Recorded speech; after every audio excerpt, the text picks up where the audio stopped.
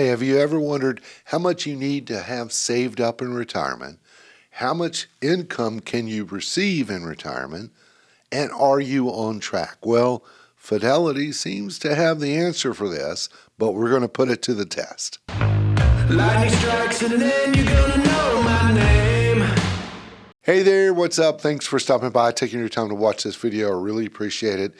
Here's the question. How much do you need in retirement? How much income do you need in retirement? How much should you have saved up?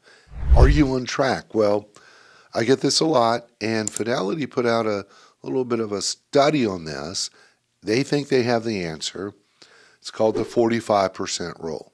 So here's how it works. The 45% rule, according to Fidelity, says you should live on 45% of what you were making before you retired.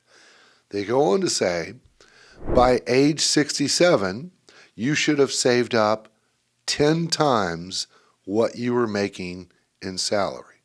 And this 45% coming from what you saved up does not include Social Security. So that's on top of it. So let's think about that. For example, let's say you made $100,000 a year right before you retired. You're 67 because that's what this rule is pertaining to. You're 67, you made $100,000 a year, and you should live on 45% of that, $45,000. But again, in addition to Social Security. So here's the thing. I would concentrate more on what are your current living expenses. So what I'm saying is, if you make $100,000 right now, right before you retire and right before age 67, let's back out what you're contributing to your 401k or other retirement accounts. Because when you retire, you're no longer saving. Guess what? You're spending. Let's back out mortgage payments, loan payments, debt payments. Because what I want you to do is, when you retire, that time you retire, there is no debt. So when we whittle that down, that's your true living expenses. So living expenses, the definition, according to me, is that's your burn rate. That's what you're spending money on for food and groceries, going out to eat, shopping, paying the utility bills. That's what it takes for you to live. And I would contend to you that when you retire, that's not going to change.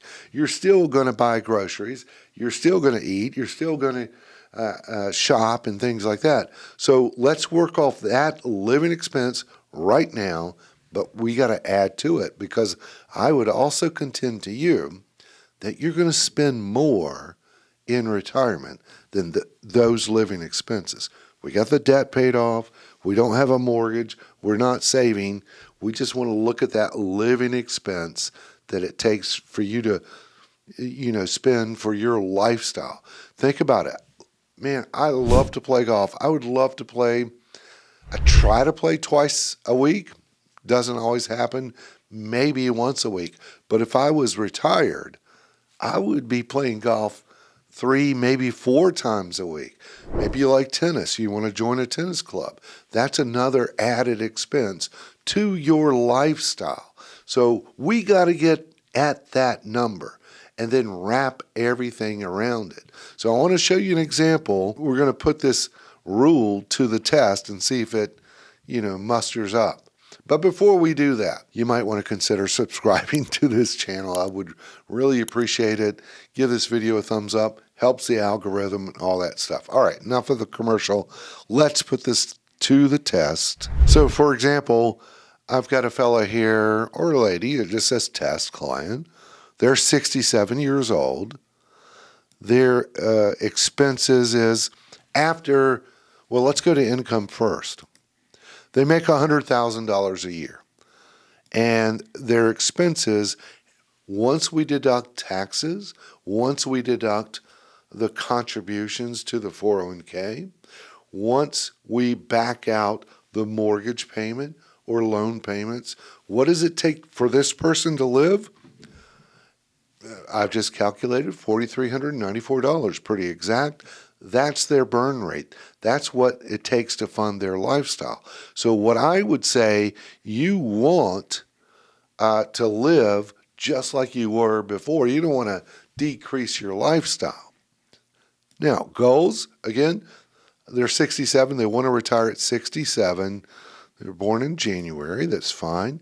And again, this person says, I want to maintain that living expense of $4,394. Can I do it? Well, let's look at net worth or investments. See? So they're 67. They're following the rule that Fidelity sets forth. By age 67, you should have 10 times your income saved up. He's making $100,000, or she is. 10 times that is $1 million. Now it's in a 401k. We'll get to that in a minute. Let's look at, is this a doable thing? Of course it is. Look at that. 99% degree of success.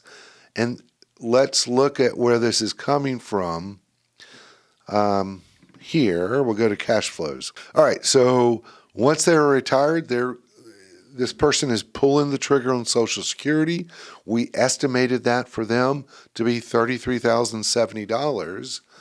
They really only need to live on about $55,000. Well, right here, expenses, $55,000. That's their living expense. $52,000 is to maintain their current lifestyle that they were used to, but we got to account for health care. So here's the other thing. When you retire, healthcare expenses are going to go up. Obviously, as we age, we're going to go to the doctor more. So we've got to account that. Heck, let alone the Medicare Part B premium. So here's their tax payment. It's very, very low.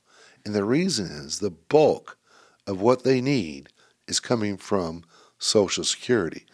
All they need to do is pull out $24,853 from their investments. Remember, $1 million is what they got. So their withdrawal rate is only 2.4%. So Fidelity says you need to withdraw 45% of your income needs to derive, or should, from investments. But it depends on what your Social Security amount is. This takes a little bit of planning. So their withdrawal rate is only 2.4%. And I would say you could easily withdraw 4.5% if it's invested properly. Let's go back and take a look at that. Their investments is really in a moderate level of risk. That's great. I think this is also doable. You're going to spend more in retirement than what you're currently living on. Again, you're going to want to play golf more. You're going to want to play tennis more. You're going to want to go out to eat more with friends and family. You're going to want to travel and so forth. So we should adjust and account for that, and we can right here in the software. Let's say, hey, no, I don't want to just sit at home and pay the bills, the utilities and groceries. I want to live a little more. Let's bump this up to at least $5,000 a month for my burn rate, lifestyle expenses, and let's see what the situation looks like. Still, oh my gosh, 92%. And this figure right here is a Monte Carlo situation or simulation that says, all right, if you follow all this stuff, adjusted for inflation, invested properly, there should be, and this is a simulation, even when you pass away, I think the time horizon is age 90, there should be about 1.4 million left over. Not a guarantee, it's a simulation. All right, so that's one thing. The main thing I want to get across is base your retirement plan on your current living expenses. You don't want to change that. Make it the same and then add to it, because I think you're going to spend more. Now, Fidelity does go on to say that expect to live on 55 to 80% of what your current income is. I would agree with that. You're going to live on less because you're no longer contributing to 401k. You're no longer saving. Your deductions from your paycheck are going to be less. But let's bump up your lifestyle, living expenses, and I'm assuming all debt is paid off. Mortgage, no loans, things like that. Let's enjoy our retirement. The other thing I have a situation here is it depends on the type of accounts. So the Fidelity 45% rule does not take into account what type of accounts you have. So if we go back here and say, well, this investment is all in a pre-tax situation. Wonder if it was in a Roth. Remember that tax thing we were just looking at? So let's change this to a Roth 401k, Roth IRA, whatever, and still invested the same way. We go back to the retirement analysis. Look what's left over here. Remember, it was 1.4 million. Now it's 2.2. And the reason is, let's go to cash flows. We're taking this much money out from the Roth over here in this column each year to supplement what your Social Security is. Income flows, that's the Social Security. Those are your expenses. That's fine. Great. And your withdrawals, but your tax payment is zero. Because obviously you don't pay taxes on Roth IRAs when you make a withdrawal. As long as certain rules are followed, you got to have it 5 years and be over 59 and a half before those earnings are tax free. And on the Social Security, well, that's not going to, most of that's not going to be taxable anyway. You got a tax deduction, thus you don't have a tax payment. The lesson learned here, concentrate on your living expenses, not so much of I'm going to replace my income or 45%, and then concentrate on what type of an account it is. And understand that your living expenses, in my opinion, they're going to go up in retirement. You don't have to fully replace your income. So the 45% rule is a rule of thumb, and it's a back of a napkin type of thing. And that's why we need a financial plan. You need to, when you paint a picture of your retirement, you don't want to just stick a paintbrush in a bucket and just slap it on a canvas. You want to paint a picture in intricate detail. You want to be a Picasso with this. So it takes some planning, and that's where the planning software comes into play. You could take a look at your own situation and wrap it around the living expenses that you currently have, not so much of your income. Hey, I hope you found this valuable. If so, give the video a thumbs up. I'd really appreciate it. And subscribe to the channel. We'll see you next time. If I don't know any limitation.